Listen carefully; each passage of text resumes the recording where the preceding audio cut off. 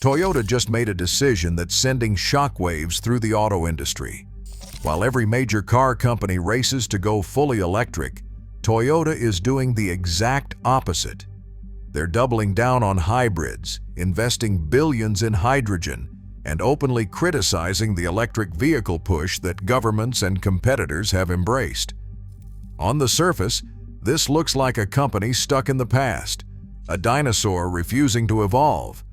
But here's what most people miss. Toyota isn't confused. They're not behind. They're playing a completely different game, and the reasoning behind it might be the smartest long-term bet in automotive history. Let me explain exactly why Toyota's refusal to go all in on electric vehicles is anything but normal, and why it might actually save them while others collapse. Let's start with the obvious question. Why would the world's largest automaker resist the biggest shift in transportation since the Model T? The answer begins with something Toyota understands better than anyone else: real-world data. Toyota has been building hybrids since 1997. That is nearly 3 decades of battery research, customer feedback, and global performance data across every climate and driving condition imaginable. They have watched battery degradation patterns in Arizona heat and Minnesota cold. They have tracked charging behavior in Japan, Europe, and rural America. They have seen what happens when millions of drivers actually live with electrified vehicles day after day, year after year.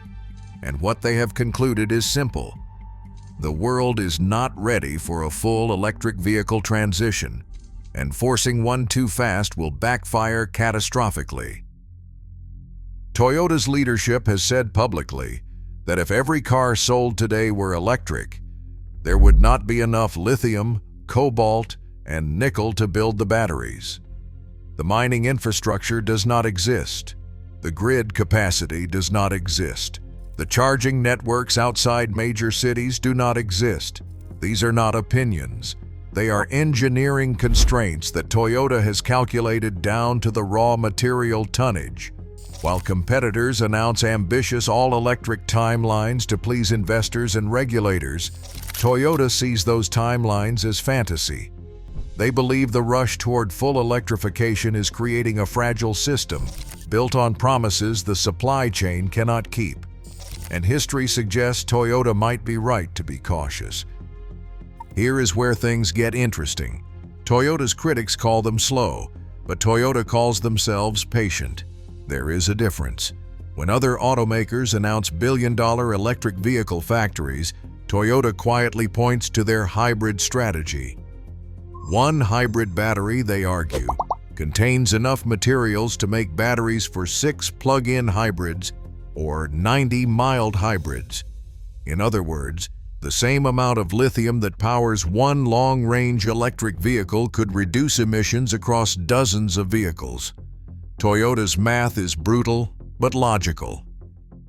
If the goal is reducing global carbon emissions as fast as possible, spreading limited battery materials across more vehicles delivers a greater total impact than concentrating them in fewer pure electric vehicles that only wealthy buyers can afford. This is the argument Toyota keeps making, and almost nobody wants to hear it. The backlash has been intense. Environmental groups have criticized Toyota relentlessly. Some countries have threatened to ban their vehicles if they do not accelerate electric vehicle production. Investors have questioned leadership. The media has written Toyota off as a legacy automaker, too stubborn to change. But Toyota has not flinched. Instead, they have invested even more heavily in hydrogen fuel cell technology, a bet that most of the industry abandoned years ago. Toyota sees hydrogen as the solution for heavy trucks, industrial equipment, and regions where electric charging infrastructure will never be practical. They are building hydrogen engines, hydrogen fuel cell systems, and even hydrogen-powered race cars to prove the technology works under extreme stress. Critics call this a distraction. Toyota calls it a hedge against the limitations of batteries. What makes Toyota's position even more unusual is their confidence in saying it out loud. Most companies follow public sentiment, especially on environmental issues. Toyota is doing the opposite. Their executives have openly challenged the narrative that electric vehicles are the only path forward. They have warned that premature electric vehicle mandates could destroy jobs, strand consumers with vehicles they cannot charge, and create environmental damage through rushed mining operations. This kind of public resistance is rare in corporate boardrooms. Companies usually stay quiet, follow the trend, and avoid controversy. Toyota has chosen confrontation, and that decision alone signals how strongly they believe in their position. If you made it this far, then consider liking this video, giving it a thumbs up, and subscribing to my channel. This helps me bring you more honest car advice. Now let's talk about what Toyota sees that others might be missing. The electric vehicle market is showing early signs of stress. Electric vehicle price cuts have become constant. Inventory is piling up on dealer lots. Charging anxiety remains a real barrier for buyers outside urban centers. Resale values on used electric vehicles have collapsed in some markets, making buyers hesitant to commit. Meanwhile, hybrids are surging. Consumers who want better fuel economy but are not ready to depend on public chargers are flocking to hybrid models. Toyota saw this coming and positioned itself perfectly. While competitors went all in on pure electric vehicles, Toyota kept improving its hybrid lineup. The result is a company that now dominates the fastest-growing segment of the electrified market, while others scramble to catch up. There is another layer to this story that rarely gets discussed. Toyota's reputation for reliability is built on decades of engineering conservatism. They do not rush new technology to market. They test relentlessly, refine obsessively, and launch only when they are confident a product will perform for hundreds of thousands of miles. That philosophy does not align with the current electric vehicle race, where companies push vehicles to market with software that is not finished, batteries that degrade faster than expected, and features that require constant updates. Toyota has watched early electric vehicle adopters deal with recalls, charging failures, and range problems in cold weather. They have seen brand reputations damaged overnight by viral videos of stranded vehicles, and they have decided that protecting their reliability image is worth more than winning a short-term sales race. This is a calculated gamble. Toyota is betting that when the electric vehicle hype cycle cools and consumers start demanding proven durability, they will be ready with technology that actually works. Let's also examine Toyota's reading of global markets. The electric vehicle transition looks very different depending on where you live. In California or Norway, charging infrastructure is dense, electricity is relatively clean, and government incentives make electric vehicles affordable. But in India, Southeast Asia, Africa, and South America, the picture is completely different. Grids are unreliable. Charging stations are scarce. Consumers need affordable vehicles that can run on existing fuel infrastructure. Toyota sells vehicles in all of these markets. They can't build a product strategy around the needs of wealthy nations alone. Their refusal to abandon internal combustion engines and hybrids reflects a global reality that Silicon Valley often ignores. For billions of people, an affordable hybrid or a hydrogen vehicle might be the only realistic path to cleaner transportation within their lifetime.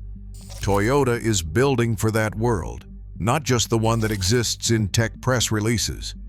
There's also the question of energy independence. Toyota has watched governments grow increasingly nervous about relying on China for battery materials and manufacturing. The geopolitical risks of concentrating so much of the electric vehicle supply chain in one country are now impossible to ignore. Toyota's diversified approach, hybrids, hydrogen, and eventually solid-state batteries, reduces their exposure to any single technology or supplier. If lithium prices spike, if cobalt supplies are disrupted, if trade tensions escalate, Toyota has options. Competitors who bet everything on current battery chemistry do not. This kind of strategic flexibility doesn't generate exciting headlines, but it builds companies that survive economic shocks. Now, to be clear, Toyota is not ignoring electric vehicles entirely. They have announced plans to launch multiple EV models in the coming years. They are investing heavily in solid-state battery technology, which promises to solve many of the range, charging, and degradation problems that limit current electric vehicles. But they are doing it on their own timeline, not one dictated by regulators or competitors. Toyota believes solid-state batteries will change the equation so dramatically that rushing to market with today's inferior technology makes no sense.